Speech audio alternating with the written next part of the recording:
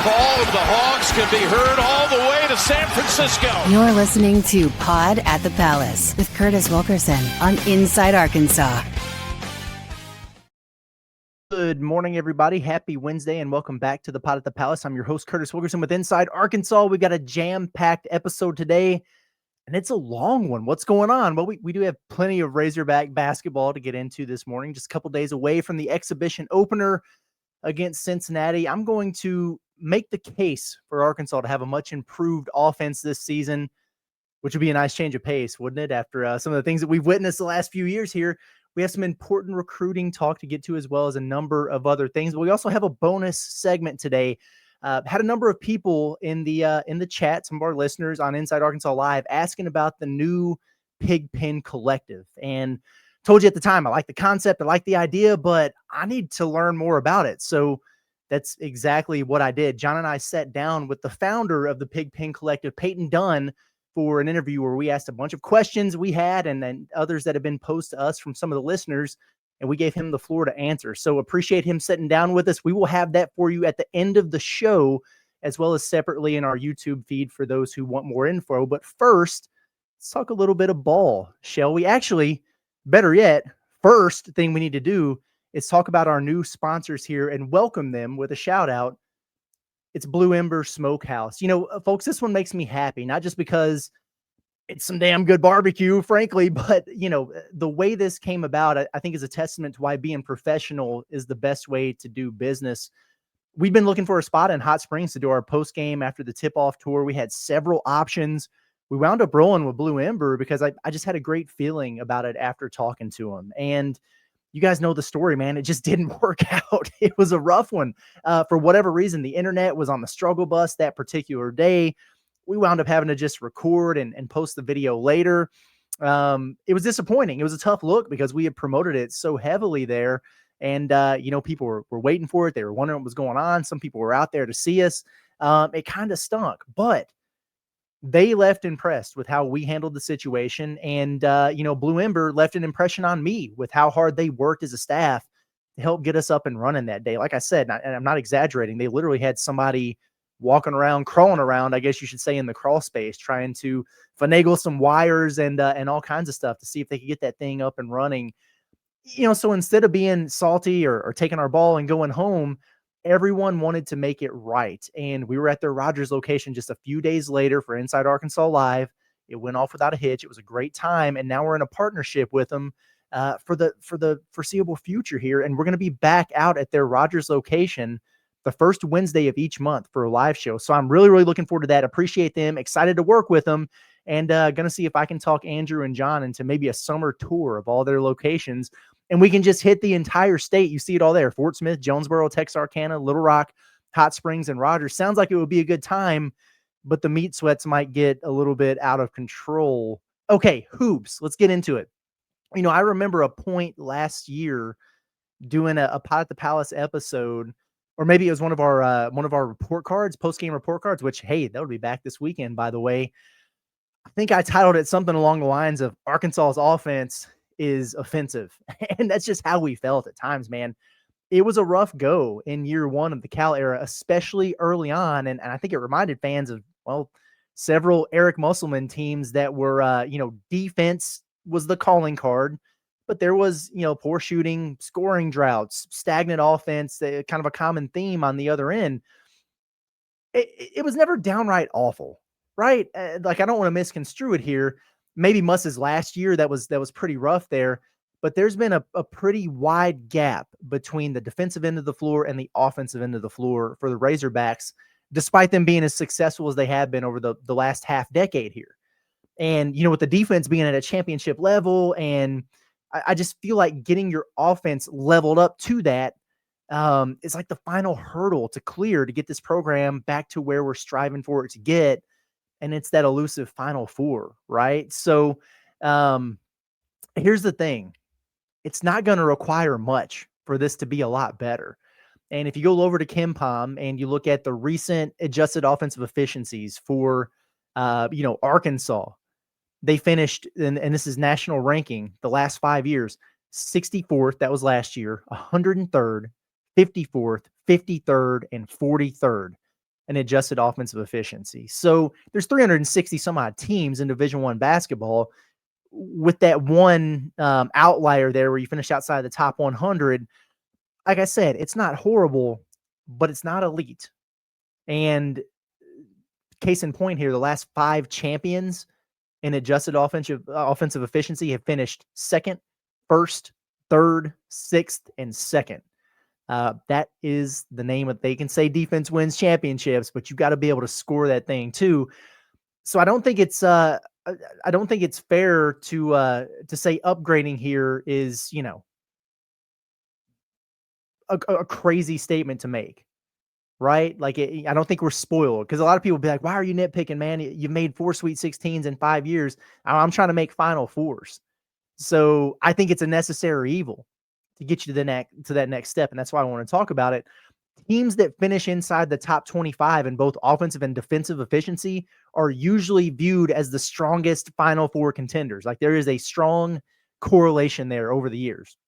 And KenPom, we talked about it, they might hate the Razorbacks overall going into the season, but it's interesting because they also have them right on the brink of contender status based on their own standards. They got them at 25th projected defensively and 29th offensively. That would be, by the way, that 29th would be Arkansas's highest offensive efficiency since finishing 20th nationally back in 2018. So shout out Daryl Macon and Jalen Barford and Dan Gafford and noted offensive mastermind Mike Anderson, right? So, you know, it would be rarefied and I would say fresh air for Razorback fans. But I'll also say that last year's quote unquote struggles were a bit of an anomaly under John Calipari. Whether you believe his offensive scheme is outdated or what did Jeff Goodman call archaic or whatever, John Calipari had a top 25 offensive efficiency in 13 of his 15 years at Kentucky. Do you think it's a coincidence that the only 2 years he didn't were 2013 and 2021, which just happened to be the only 2 years that they missed the NCAA tournament? It's interesting to me. BartTorvik.com, by the way, which is, I mean, it's a very similar advanced stats analytics algorithm. It does project Arkansas to have a top 25 offense, by the way. So, you know, it's very, very interesting. I wonder why they're bullish on the Hogs going into this season. We're going to talk about it in a minute, but first, got to remind you guys that we're presented by our friends over at the Eye Center of Northwest Arkansas, where we know your vision is essential to your quality of life and professional eye care is a must for you and your family. Their award-winning eye doctors are board certified and professionally active, yet their patients talk most about the care and friendly care that they receive. Listen, you know, they perform cataract surgery for you. They can do that before the end of 2025 to make your holiday season in clear view. They've got refractive surgery options for patients struggling with readers, glasses, or contacts. They have surgery options for everyone.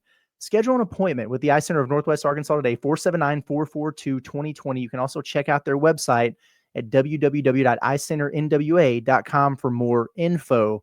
So, all right, like we've talked about the past and the trends and, you know, some of these encouraging projections for Arkansas's offense going into this season.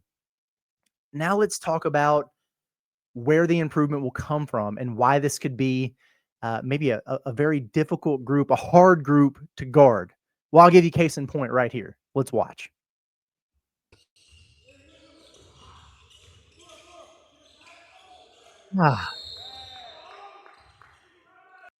Refreshing, isn't it? Poetry in motion. We're going to watch it one more time just because you love to see it. DHO, swing, boom. TD on the back door. Need I say anything else after showing you that clip? I don't think so. Are you sold yet? Can we move on? Listen, in all seriousness, the front court is it's a matchup nightmare for opposing teams. Matchup nightmare is an interesting phrase to use given something we're going to talk about in a minute, but that's really difficult to guard when you have two guys who can just do things that most players at their position simply can't do. And, you know, that's what you have in Malik Ewan and TB. Both these guys are going to be able to drag rim protection out of the paint and force them to the perimeter. And when you're able to do that, that leaves room for all your downhill guys, all your drivers, all the guys who provide rim pressure, like a DJ Wagner, a Karter Knox, a Billy Richmond, as well as, you know, the guys who have more wiggle with Malik Thomas, Darius Acuff, of course, they can probe more freely, get to the rim. And it's also worth noting here that Arkansas was 50 spots higher in offensive efficiency with Trevor Brazile in the lineup at the end of the season versus when he was not. And now you add a skilled offensive center who can dribble, pass, and shoot beside him. I like the way that sounds. And spacing, playmaking, creation, I believe all that's going to be better for Arkansas. This should be a team that has better luck making something out of nothing also when things break down. You know what I mean? Sometimes the play doesn't work. You don't get the shots you want out of your offense, and somebody's just got to take the ball and go make a play. Who was really doing that last year? I asked that sincerely. Once Boogie went down, who was that?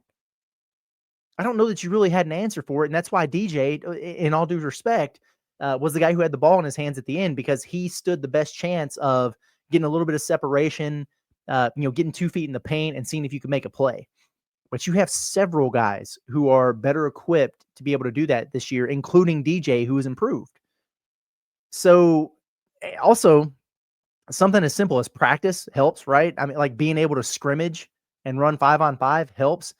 I feel like that, it kind of got blown off or brushed aside because it was like the boy who cried wolf thing with John Calipari, because I guess he's done this before or whatever, but they legit could not conduct a full practice or go live the entire preseason. That matters because as a result, they were out of sync. They didn't have a lot of chemistry out there on the floor, and they were out of shape early on. And now you have a lineup's worth of pieces back who just know what the hell is going on, and they played 36 games together and for this staff. Guys, to be honest, there is no excuse for this to not be a vastly improved product offensively this season. I do think it all comes down, though, to, 2 areas that have held the Hogs down for years. 3-point shooting, offensive rebounding, right? We know that 3-point shooting has been a struggle for this program for a while now. Offensive rebounding, like I said, my wife yells about it every single game, and she's been doing it for years. Why are they so tall? Why are they so athletic? Why don't they crash the boards? I get it. 3 is more than 2, and second chance opportunities are so key. Under Cal, let's be honest here, Arkansas is probably not going to magically take a bunch more threes, maybe a couple per game, but they are just not going to do the thing where it's 30 to 40 3-pointers getting heaved up per game. It's just not what he believes in, not his philosophy, not the system that he runs. But they got to flat out they got to make more than they did. You just have to. I think that's probably going to come from tradition. What does that even mean? I think it's probably going to come from a higher percentage, more efficiency, right? If you're not going to attempt more, you got to make more of the ones that you do take. Alabama made 147 more threes than Arkansas did last season. Do the quick math. That's crazy. That's a lot. You've got to close that gap a little bit. There were 5 teams in the SEC who played fewer games than Arkansas, but made significantly more threes than they did. That's crazy. But I will say, quite literally, making just 1 more 3 per game would have jumped Arkansas 5 spots in the league. That's it. They would have jumped up 5 more spots by simply making 1 more 3 per game. Do you know if Arkansas, over a 36-game span, if they would have just made 10 more of the threes that they took total, 10 more over a 36-game span, they would have shot 34% on the year. That would have taken them from 230th to 164th nationally. So 1 more made 3 every 3 games, and they would have jumped 66 spots nationally. And this is what I'm trying to point out to you, is that it's not going to take much to get them to a place that's a lot more respectable. Arkansas is not overloaded with snipers. And we're not trying to say that, but shooting, I don't think it's going to be a major strength, but it doesn't have to be a weakness with this team. You should have decent enough volume, and 7 of the 9 guys in your rotation are plenty capable of taking and making threes. I mean, it's everybody outside of you're not going to have Pringle shooting a bunch of threes, and I still don't think you're going to have that with Billy. But everybody else, why not? And the other thing here is offensive rebounding. Finishing 232nd in offensive rebounding last season is downright pitiful. That's crazy, man. And you only finished above Oklahoma and Ole Miss in the league. Your goal was rebounding 40% of your misses. You got 28%. Split the difference at 34%, and that has you in top 50 range. And I just feel like there's zero reason not for Arkansas to not be there when you have Trevin Brazile and Malik Ewan and Nick Pringle, all three guys who should be high quality, high caliber offensive rebounders. Although, yes, I do acknowledge that John Calipari has been calling them out recently of, hey, here are 15 possessions from an inter-squad scrimmage where we weren't crashing the boards. He knows. He said it himself. This should be a very, very good rebounding team on both ends. They're not yet, or maybe not up to his standard. At least he recognizes that, and at least he's challenging them publicly to get after it there. So you see, it's not going to take moving mountains to see some significant improvements from that offense that finished 64th last year. You finished 64th last year while finishing sub 200 in both three-point shooting and offensive rebounding. Just taking modest steps there, you're going to score more points per game. You're going to increase that efficiency. It's going to go a long way for you. Now, of course, you can't be turning it over a bunch, and you can't slip in a bunch of other areas, but I think there's something to be said for some easy improvements there. It could make this look a lot better for the Razorbacks. Now, it's also important to remember Arkansas took the air out of the ball in most of their bye games because you had 6 players who were healthy. You didn't get to benefit from the blowout style points. You couldn't keep your foot down on the gas. You couldn't sub in guys who, could continue to pour it on. And you're running the possession game, and Arkansas is winning those games 75-60 or whatever, as opposed to 95-60. And I think they're going to do some more of that this year. You might not think it matters, but it does. It impacts the metrics. It helps your efficiency. If you're covering the spread, those are things that are going to impact those numbers. And in turn, your metrics are going to look better. Your net ranking is going to be higher. We all know how much we're going to be able to scrutinize that net ranking as we get a little bit closer to the start of SEC play. I can't wait for that. I love that. At any rate, you guys tired of juggling insurance companies just to find the right coverage? Well, at OZK Insurance in Rogers, they make insurance simple. Again, as a 100% independent agency, they shop the entire marketplace to deliver the best combination of cost and coverage, saving you both time and money. Whether it's home, auto, boat, motorcycle, life, or commercial insurance, their friendly team has access to a wide range of flexible options designed just for you. They serve both Northwest and Central Arkansas. They have over 600 5-star Google reviews. So start today with a free online quote at ozkinsurance.com or call 479-715-4200. It's OZK Insurance, protection made simple. Okay, so a couple odds and ends here before we wrap up with our interview with Payton Dunn of the Pigpen Collective. Let's see. All right, list season. It continues. This is hilarious, man. Let me pull it up. There we go.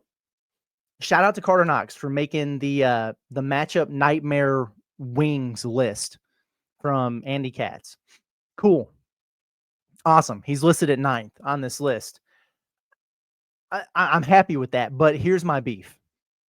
What in the world is going on this? He's gone viral for this list to where people are like, is this serious? Did he use AI? What's really going on here?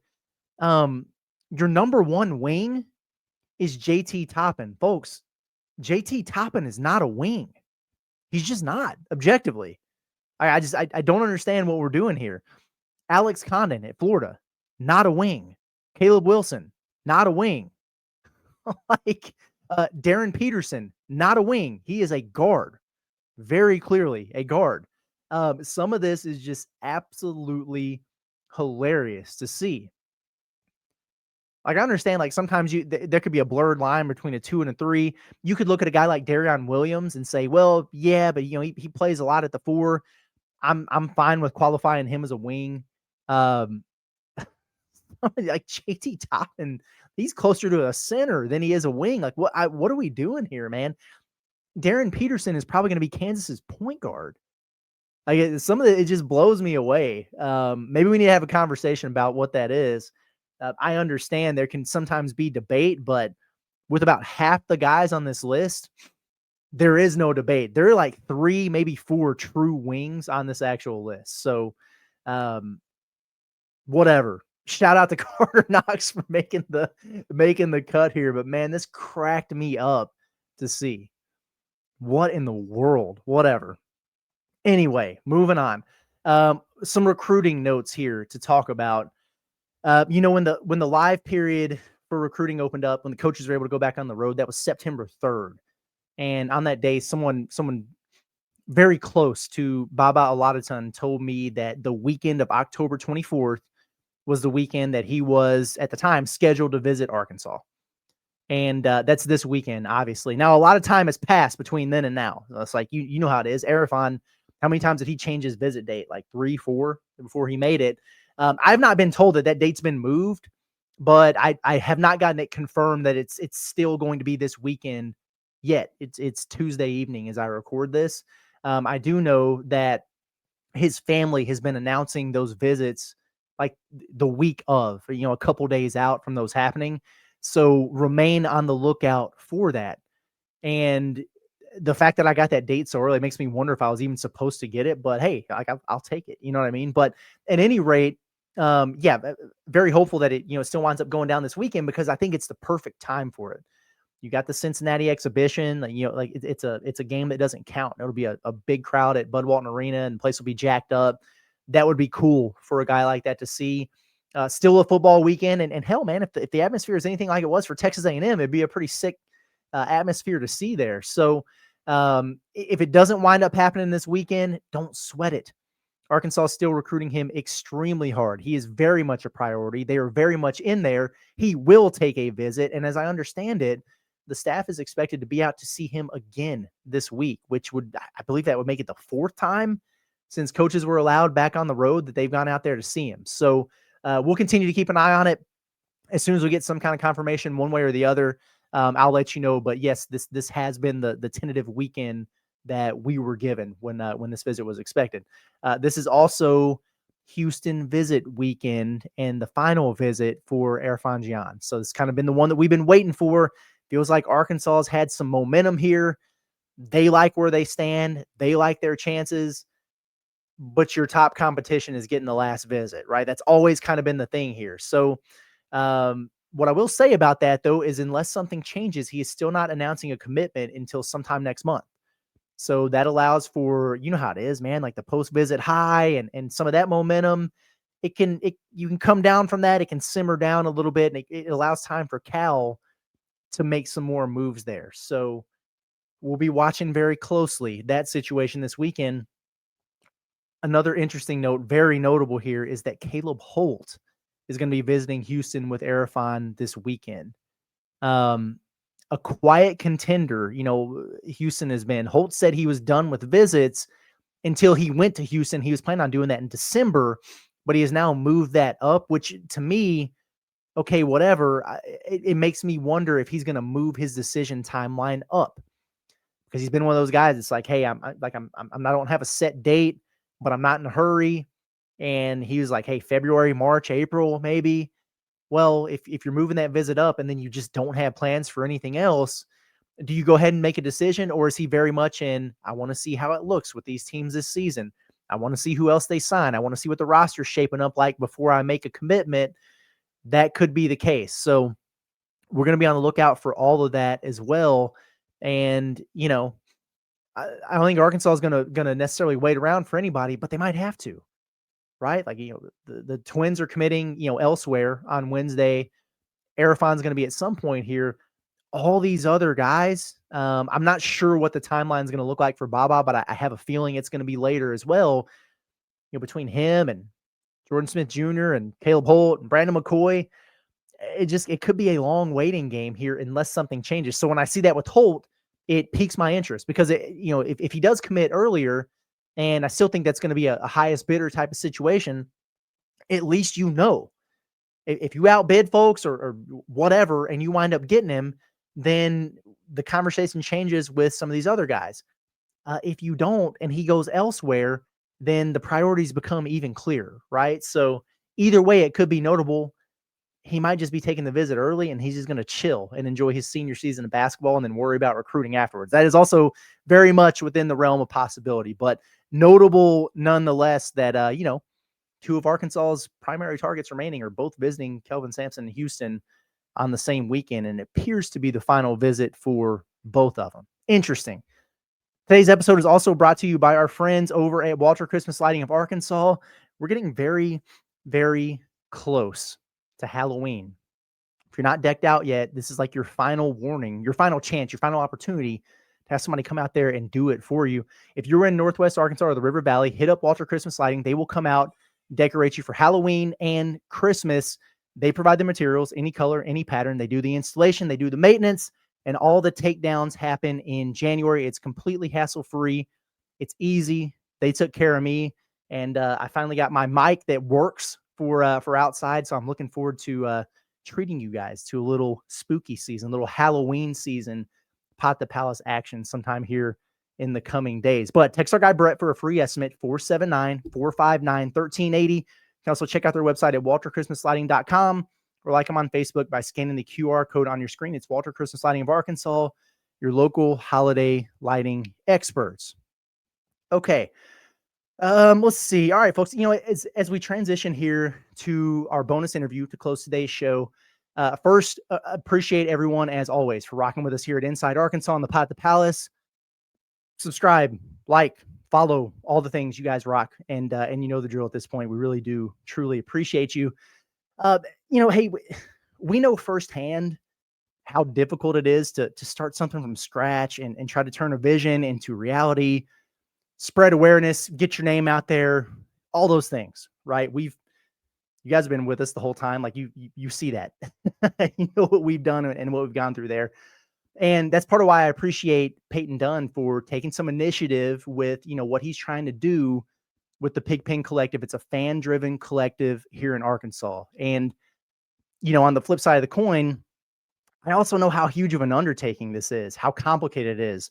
And honestly, how snake-bitten some Razorback fans are, given recent experiences with similar things that, even some that have come from the U of A that haven't worked out there. I get it. So, this is not some huge endorsement so much as I felt like it was a great opportunity for us and for you guys to learn more about Payton, learn more about the Pigpen Collective and what they've got going on over there. This is very, very new. A couple weeks in, a lot still to be determined and worked through, as you'll be able to tell from the conversation.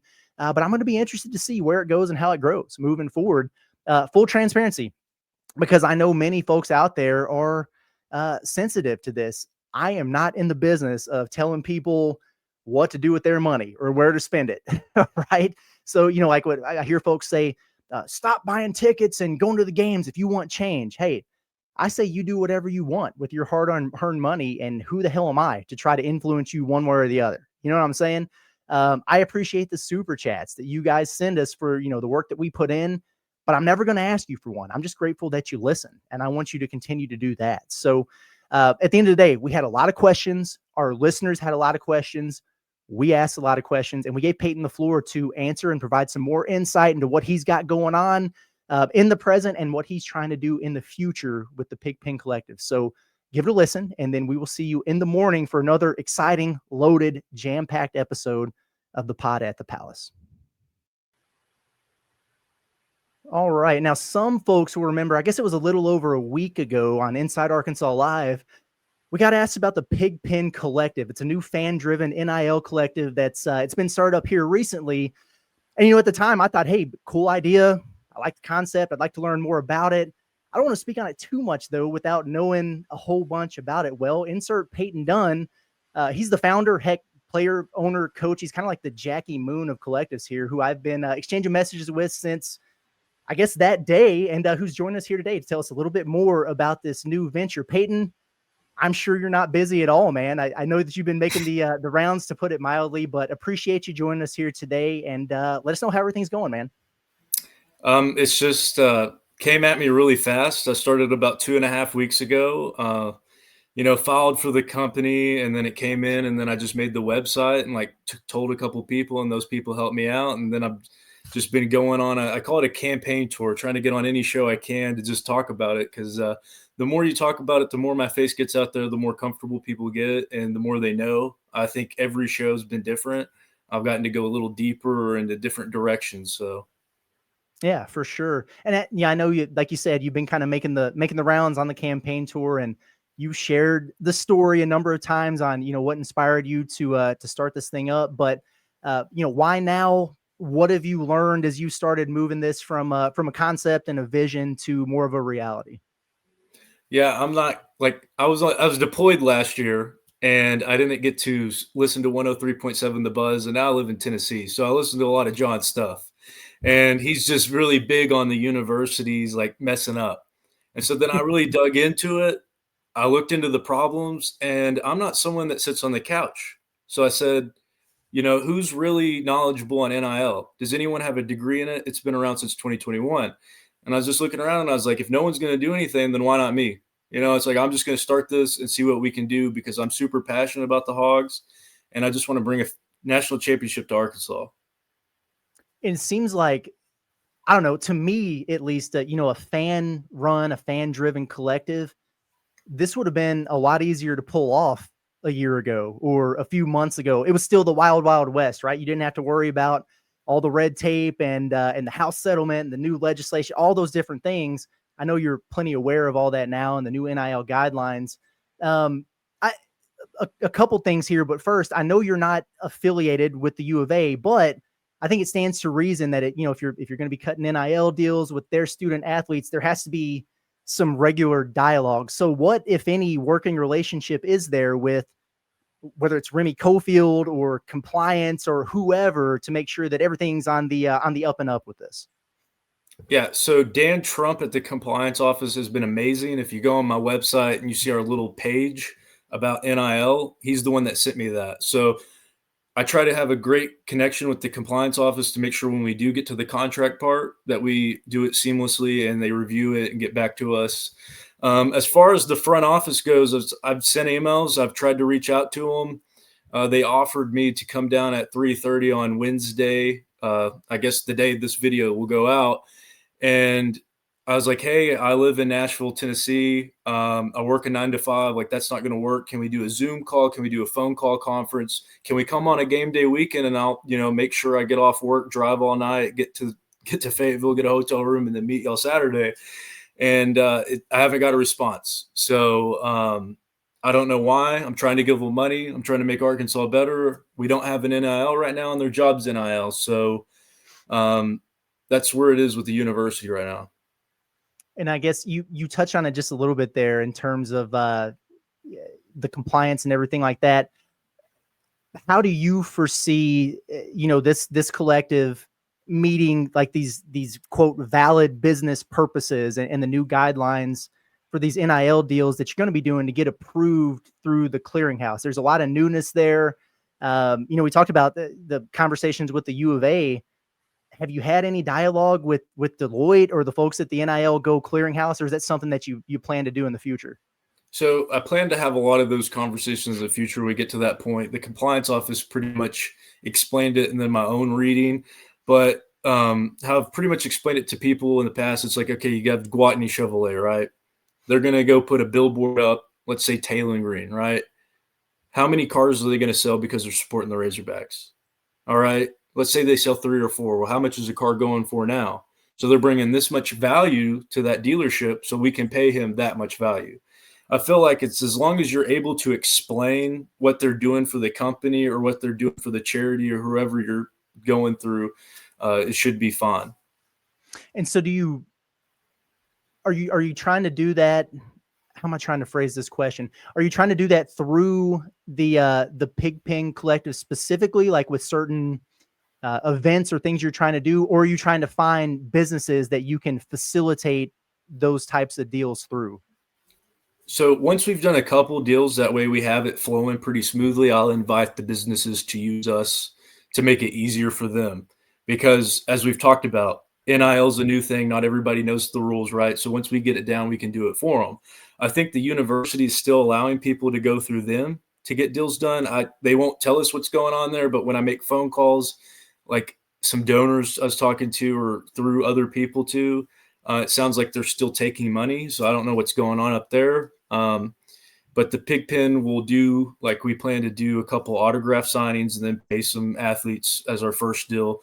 I plan to, like, if this thing blows up, I'm all for having a huge fan event once a year, do like an open bar, cater it, and have player meet and greets, and like have like a Q&A session where we get some guys up there. But that's kind of the goal or vision right now. Gotcha. John, I feel like I'm hogging the mic, man. Feel free to hop in whenever you like there. Well, I will say to that point, I guess it's like with the negotiations and everything, because at least the times that I've dealt with student athletes, depending on the student athlete, but they usually have representation, agents, however it is.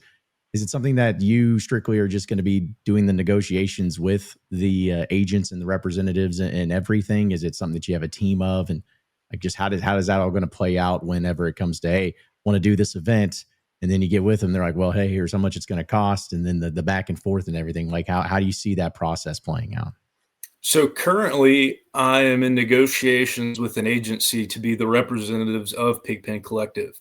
And that negotiation is very important for me to stay in that 10%. Like currently right now I'm on Squarespace with the website. That's how I get my money. So they take a 3% cut. So we're at 7%.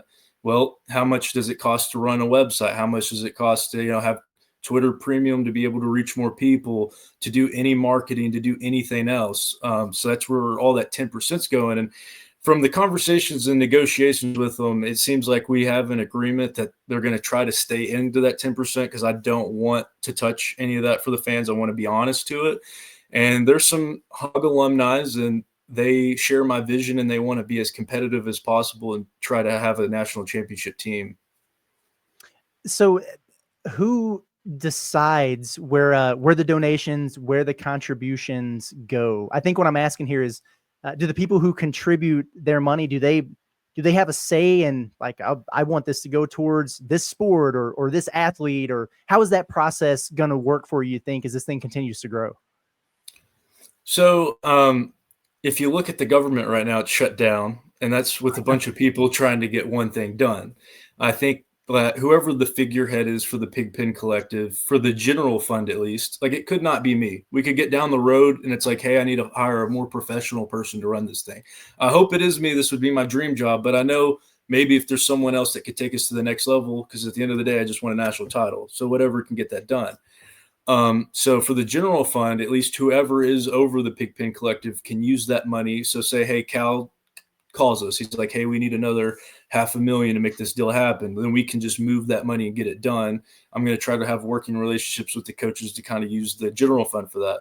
If you want to fund a specific player down the road, we'll have a whole, like, you just donate and you attach their name to it, and we'll make sure we get a deal with that player. Obviously, if you're given $1 a week or $20 a month, that's not a lot of money to even make a deal in the first place. So if you're going to make the deal for an individual player, we can either have an individual player pot where you and a bunch of people go in to build up, or you donate specifically for that player. Others, not just at Arkansas, but I mean, I guess Arkansas's collective specifically, actually, but if they have tried to do this and failed, or they've given up, or they haven't gone all in on it, I guess, why do you feel like this will work? And then are there any assurances you can give folks who, man, they might think this is a great idea, they might be really intrigued by it, but they're hesitant to pull the trigger because of the way they've been burned in past situations? Yeah, I've said from the beginning that Rome wasn't built in a day. I know I'm going to have to gain trust every day, just slowly, by showing people that we're legit and we're really doing what we're saying we're doing. And I feel like, signing with a professional firm will help, continuing to make, like, once we get to the deals. And I honestly forgot the first part of your question.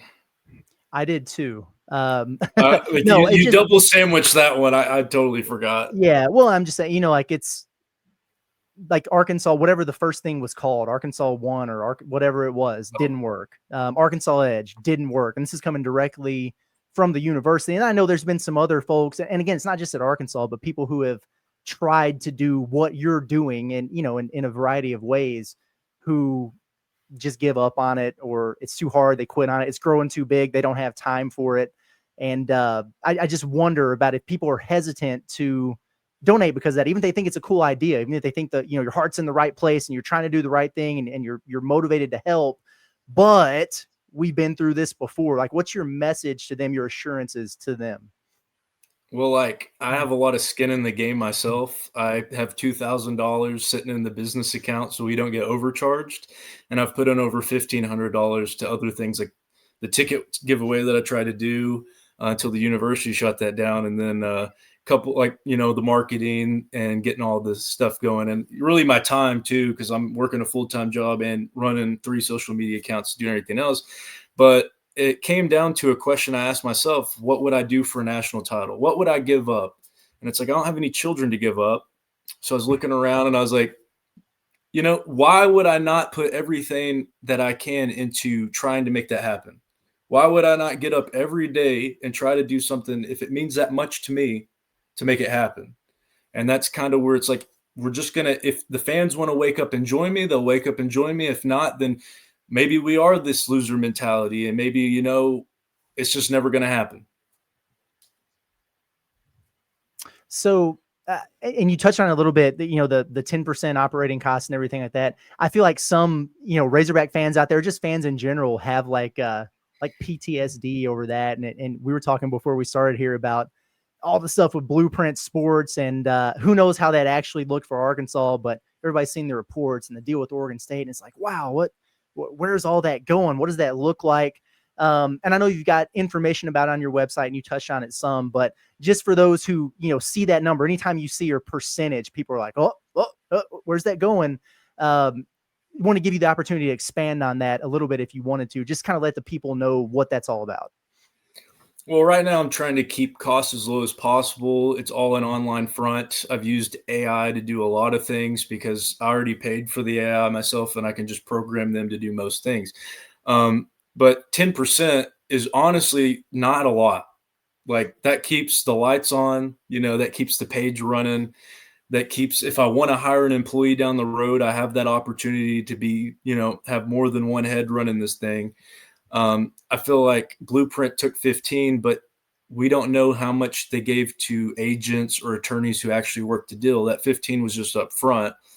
And we don't know if, like, the rest of it went to the players. We don't know how that was broken up. Like, you're going to know that 10% of my fund is going to be what runs the fund. And if I ever do get to a point where I'd pay myself, it's going to be like 10% of the 10% of the 10%, you know, because we just don't have it.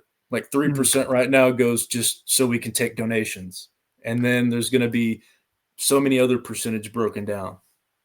And so oh, go ahead, John. Well, I was just going to say, I guess, like, to my follow-up for that is, you know, I look at it, I guess, in like the future, assuming that it becomes really successful. Is it something to this extent of saying, like, say if you have $1 million, you know, it's different from having $10,000 where, you know, the 10% is 1,000, but suddenly the 10% of $1 million is 100,000. And so is that 100,000, is that going to be, you know, kind of just put into like the business itself? Is it going to be profit made for the business? Is it like what the operating costs will change and fluctuate with the more amount of money that you get in? Is it like, what is that going to go towards? And is it going to be something that's, again, for profit, or is it for something that you'll adjust as the more money that comes in? I mean, I feel like once we get to 100,000, which, I mean, in retrospect, 100,000 really doesn't go that far in today's world. Like, if I hire some attorneys, like if we get with this firm and they take 3% off the top, 3% of the 10,000 they're taking, and the 3% of the million they're taking, right?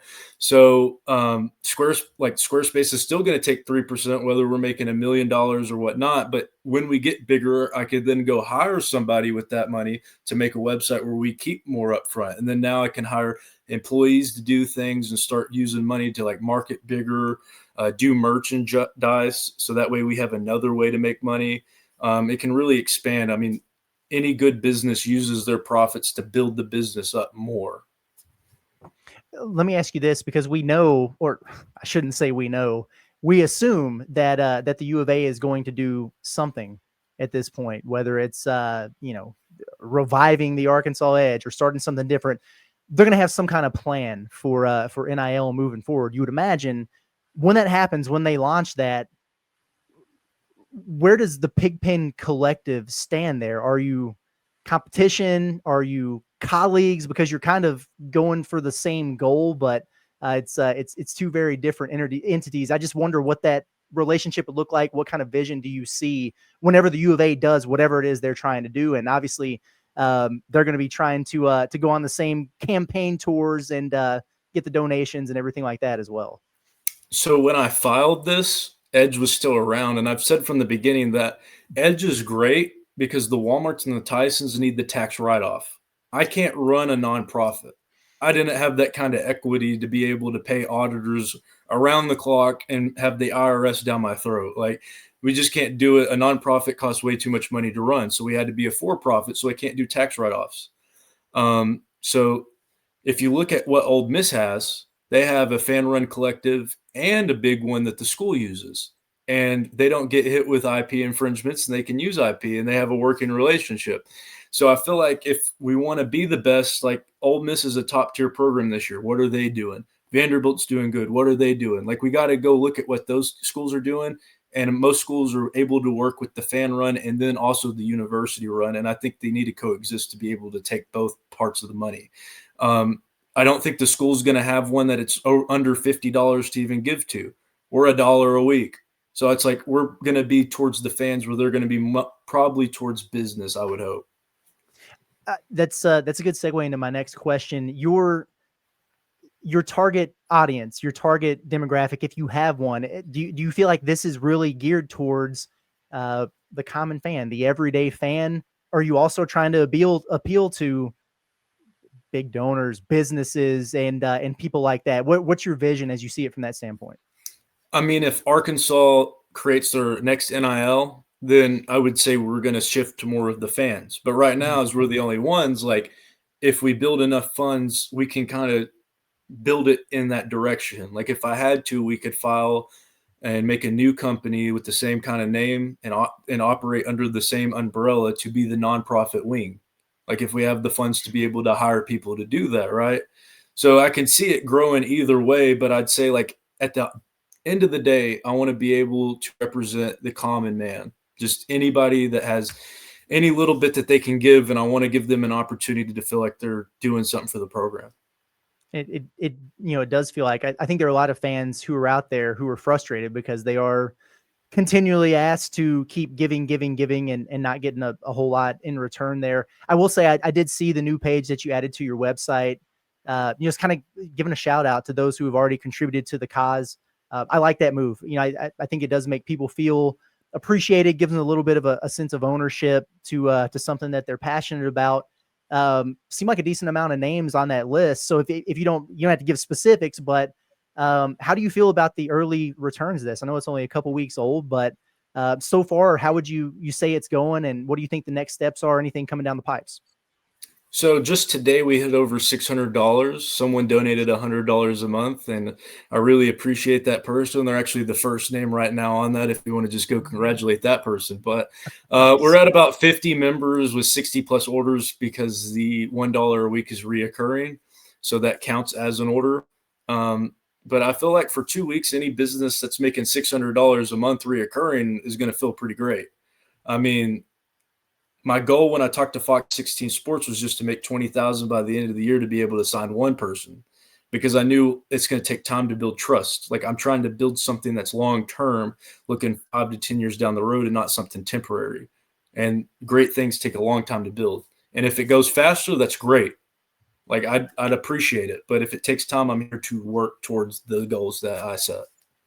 Maybe you just answered the question that I had next, but is there a benchmark? Is there a goal in terms of where you want to be before you guys start sponsoring student athletes or creating these NIL deals? Do you feel like you need to get to a certain number to where you can do multiple? Is it you just trying to get to one and get your first athlete? What does that look like? So in the military, we have short range targets and we have long range targets, right? And for us, like 20,000 is the golden number to really get this thing going. And I would use that to do a bunch of $2,000 deals and spread it across just to get us out there and get more word.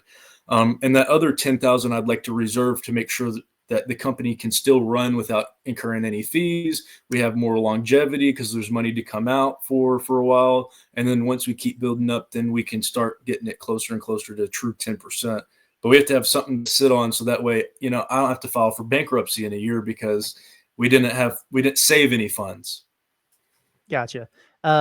John, you have any other questions? I have one more, but it's a little bit off topic. So, well, yeah, I just got, and again, some of this stuff you may have like addressed in some capacity, but I was curious with like businesses that will come to you and, partner with and everything. Is it something that those businesses want? I think you used the example of like a Guatney Chevrolet. Is it something that business is come to you and they pay for that student athlete, then like you be the middleman for that? Or is it something that they come to you and it comes out of the collective of the money that's been made? Like how would that work with businesses partnering with you? I mean, if let's say it depends on how big the money is. Let's say it's over $20,000. It doesn't really make sense to put it into our accounts because then we have to pay taxes on it and then go to someone else's account. But if say we finally get a firm to represent us, they could just use our firm. Just be like, hey, use our guys that already have those relationships. We'll hook you up with somebody, like come over here and we'll help guide you through it. So I never need to touch that money. But say you're a smaller business and you just want to give like $600 a month and just add to the general fund, then we're totally your guy, right? So as we build up, then we'll have like more ability to do those bigger deals. Yeah, I guess because when I was first getting involved with NIL, we would have, when I was at the Buzz, we would have student athletes kind of join us for like interviews, and it would be sponsored by a company, and then we kind of dealt directly with them. I guess would it be like for a business, and just from business side, is there a benefit to them going to you instead of the business just going straight to that student athlete or that student athlete's representation? Like what would be the advantage or the benefit that you could provide compared to them just going directly to them?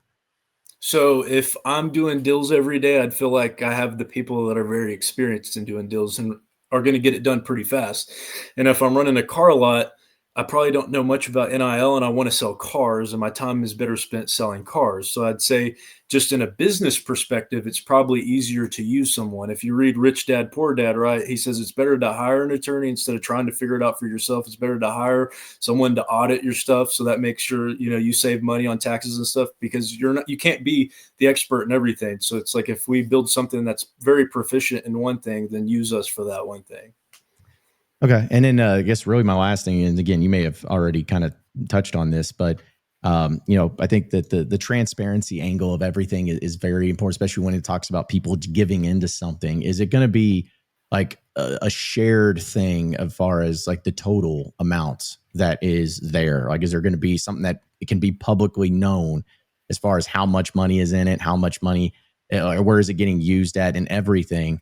Or is it going to be, kind of just, a given? Because the reason being is because I think it's always just something that a lot of people are curious, like, all right, well, how much money is there? How much money is going into it? And in my donations making any sort of impact? Is it something like that? Is there going to be a public, transparent, hey, this is the amount that is in here right now, and this is where it goes? Like, or is it just going to be pretty standard as far as that goes? Yeah. So the rule I made with myself from day one is that we won't disclose what athlete we paid and how much, just to protect them. Maybe that if you'll see that, hey, we signed this athlete, but you won't know for what dollar amount. The plan is to do like a quarterly. I mean, right now it could be bi-yearly newsletter to all the members. As you get more money in, you're doing more things. Right now it's pretty slow, so there wouldn't be anything to report. But try to do like something like a public traded company would do. It's like, hey, this is where we're using the stocks you bought with us. This is how we're using your money to do stuff. So I mean, I could be talked into going public, but no university is really going public, so there might be a reason not to. If we think we have the best fun in the country and we have the most money, why wouldn't we go public at that point? But that's kind of where I'm at with that topic. Okay, I gotta ask you before we let you go here, because I thought this was really interesting. Tell me about. I know there are different membership tiers that you have there, but I want you to tell me about the hockey fund that you have going on, because I'm a Lindenwood grad. It's up by St. Louis, and they had a club hockey team up there. It was legit. I had more fun going to the club hockey games than I did literally anything else on campus. It's a lot of fun. It's also a hell of a grind. So I thought it was interesting. I thought it was cool that you just had something specifically designed for that. where did that come from? Why did you do that? Did you play hockey? What's going on with that? I got to know. So I've watched hockey from a young age, like coming to visit family in Nashville with the Predators. But a couple of years back, they were doing the fundraiser where you could get their jersey. And so the number one thing I wear to games is that hockey jersey that I ordered that was custom made. And I get more comments on that hockey jersey than anything else I've ever worn to a game. Like after we just beat Kentucky in a bar, this guy was wearing some like Kentucky hockey jersey and he comes and sees mine and, you know, we just beat him. And he said, bro, that jersey's so cool. Where did you get it? Like, how do y'all get those? Because like, it's like official. And for any team to have like a passion to have to go and raise money to be able to play the sport you love, like 100%, I can get behind them and give them some money if I have extra laying around. And I was a NAI athlete at Lyon College, and they would tell us like, hey, you're going to have to go talk to the donors to raise money. And I'm like, but you're paying me to come to college through a scholarship to come run. Why do I have to help you raise money? So I know how it feels to have to raise money to be able to do what you love. And so that's kind of where it came from. There you go. Well, we stand in solidarity as former NAIA athletes. How about that, man? Well, there you have it, folks. That's Payton Dunn, the founder of the Pig Pen Collective. We appreciate you taking some time to chat with us today and wish you the best of luck as you move forward here.